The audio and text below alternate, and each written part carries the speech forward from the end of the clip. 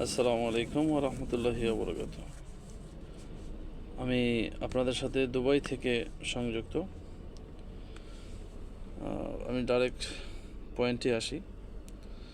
এর আগে একটি পর্ব আমি দিয়েছিলাম সংখ্যা প্রতীক সম্পর্কে এবং জোড় বিজোড় সম্পর্কে।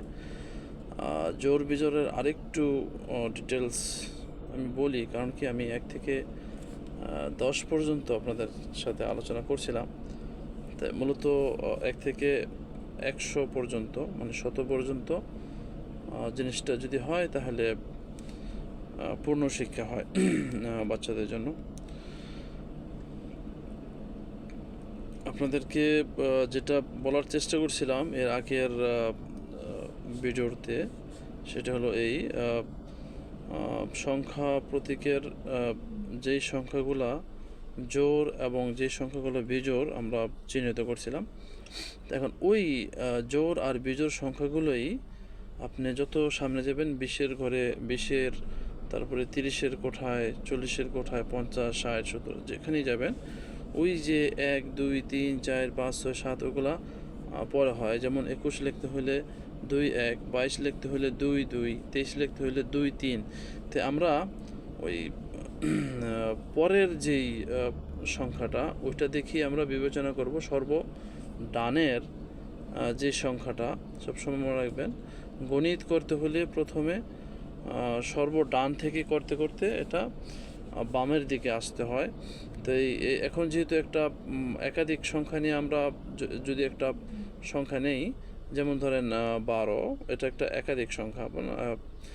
তো দুইটা সংখ্যা নিয়ে একটা অঙ্ক গঠিত হয়েছে এখানে। যাই হোক, তো 1 আর 2, 12। তো এখানে সর্বডানে কি আছে? 2 আছে।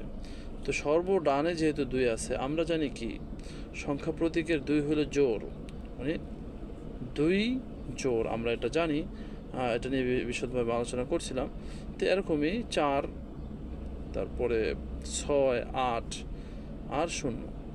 তো আমরা কি জোড় সংখ্যাগুলো হলো 2, 4, 6, 8 এবং 0। 0 একটা জোড়, যদি এটার আগে মানে এটার বামে একটা সংখ্যা দিলেই সেটা মানে পরিণত হয়, সেটা যেই সংখ্যাই হোক এটা জোড় সংখ্যা, কারণ 0 জোড় নির্দেশ করে। তো বিজোড়ও একইভাবে 1, 3, 5, 7, 9 এগুলো হলো বিজোড়ের প্রতীক। তো এইগুলা যে কোনো অঙ্কের সর্ব ডানে যদি আমরা এই বিজোড় সংখ্যাটা দিই তাহলে ওই সংখ্যাটা বিজোড়ে পরিণত হবে, এটা যত বড় সংখ্যাই হোক না কেন। আরেকটা জিনিস, ডান বাম বাচ্চাদেরকে কীভাবে আপনি শিখাইবেন, এটা ডান বাম কি আসলে অঙ্কে আমরা বলি না ডান দিক থেকে বাম দিক থেকে। তো এই বাচ্চাদেরকে সহজভাবে শেখানোর একটাই উপায়, সেটা হলো কি ওদের সাথে আপনি নর্মালভাবে কথা বললে ওরা সহজভাবে নেব না। ওদের সাথে একটু হাসির ছলে কৌশলে ওদেরকে হাসানোর চেষ্টা করতে হবে। বাবা তুমি কোন হাত দিয়ে খাও বলো তো? এই হাত দিয়ে খাই। এই হাতের নাম কি হাত? এটা ডান হাত। ওকে আগে শিখাইতে হবে ডান কি বাম কি, ওকে শিখাইতে হবে। আর বাম হাত, এই তোমার এই হাতের নাম কি? এই হাতের নাম বাম হাত। এই হাত দিয়ে কি কি কাজ করা হয় ওদেরকে শিখাইতে হবে এগুলা। যেমন ডান হাত দিয়ে ওই কী কী করে, বাম হাত দিয়ে ওই কী কী করে, এই জিনিসটা নিয়ে ওদেরকে 1-2 দিন, মানে যে পর্যন্ত ওদের মেমোরিতে না ঢোকে ওদেরকে এটা জিনিসটা সিচুয়েশনটা বুঝাইতে হবে আসলে ডান কি বাম কি। ডান হাত দিয়ে কী কী করা হয় ওদেরকে জানাইতে হইব। ডান হাত দিয়ে কাউকে দেখলে সালাম দিতে হয়, কাউকে ডান হাত দিয়ে কিছু দিতে হয়, ডান হাত দিয়ে লিখতে হয়, তো ডান হাত দিয়ে খাইতে হয়। এই জিনিসগুলো ওদেরকে শিখাইতে হবে ভাই। কারণ কি ওদেরকে যদি আপনি ছোটো থেকে গ্রুমিং না দেন, ওরা কিন্তু বড় হলে খুব সহজে শিখতে পারে না, বা এই যে নিয়মানুবর্তিতা আদব কায়দা ওদের ভিতরে খুব সহজে আসে না।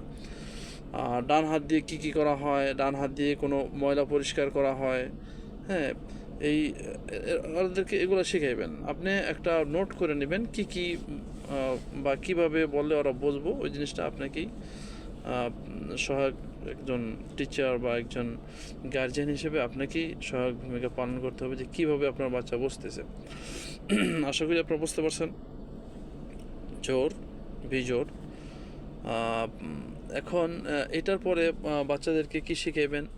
বাচ্চাদেরকে এই যে 1 2 যে গণনাগুলো শিখাইছেন বা 1 2 যেটাই শিখাইছেন ওগুলোকে আবার, এটা তো অঙ্কে আছে, আমরা যেটা পড়লাম এটা অঙ্কে 1 2 3 4 হলো অঙ্কে। এখন এটাকে কথায় শিখাইতে হবে ওদেরকে। যেমন 1 এ ক 1 এগুলা ওদেরকে শিখাইতে হবে, এগুলো ওদেরকে 100 পর্যন্ত দিয়ে আপনাকে শিখাইতে হবে। 1 2 10 এগুলা ওদেরকে যদি আপনি না শেখান ওটা আস্তে আস্তে ক্লাস অনুযায়ী ওদেরকে টাচ দিতে হবে।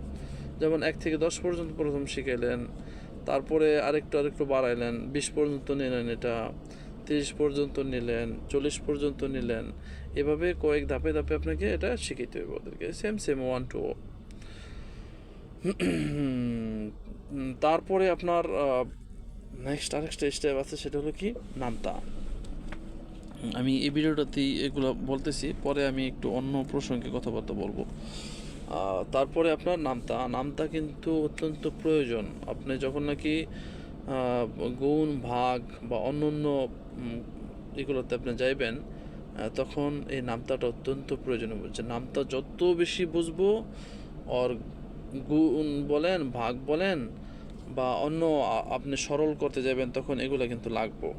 তখন যদি টাট্টাট ওই যদি নামতাগুলো বলতে পারে, ওর জন্য খুবই ইজি হয়ে যাব। যদি কমসে কম 12 ঘরের পর্যন্ত নামতা আপনার বাচ্চাকে খুব সুন্দরভাবে শিখিয়ে দেবো আপনার। হ্যাঁ, আপনি খেলার চলে আপনি গান বানাইতে পারেন নামতারে। যেমন ধরেন আপনি বাচ্চার সাথে বিহেভ করলেন কি, বাবা একটা গান বানাইছি আমি তোমার জন্য, তুমি কি গানটা শুনবা? ওর একটা আগ্রহ বাড়াইতে হইব, যাতে ওই আপনার কথাটা শোনে, এরকম একটা আগ্রহ জাগাইতে হইব ওর ভিতরে। যেমন ধরেন বলো 1 অক্ষে 1 2 অক্ষে 2 3 অক্ষে 3 4 অক্ষে 4 5 অক্ষে 5 6 অক্ষে 6 7 অক্ষে 7 8 অক্ষে 8 9 অক্ষে 9 10 অক্ষে 10। এভাবে ওদের ভিতরে আগ্রহ তৈরি করতে হবে।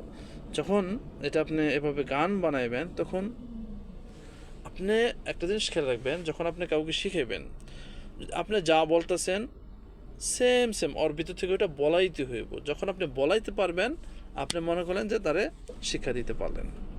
যদি আপনি বললেন শুধু বকবক করেই গেলেন, কিন্তু ওর ভিতর থেকে নিতে পারলেন না, সে শিখলো না।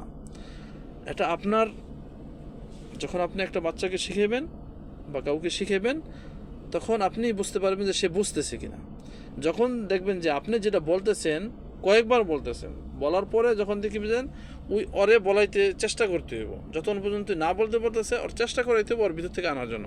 যখন ওই কমপ্লিটলি আপনাকে সেম আপনি যা বুঝাইলেন ওই জিনিসটা আপনাকে দিতে পারলো, তখন মনে করবেন যে আপনার যে শিখাইলেন সেটার সার্থকতা আপনি পাইলেন। তো অতএব আমি এখানে আলোচনা করলাম জোর বিজোরের 100 পর্যন্ত কীভাবে করা যায়, তারপরে অঙ্ক থেকে কথায় শেখানো প্লাস নামতা। সবাই ভালো থাকবেন, আল্লাহ হাফেজ, আসসালামু আলাইকুম ওয়া রাহমাতুল্লাহি ওয়া বারাকাতুহু।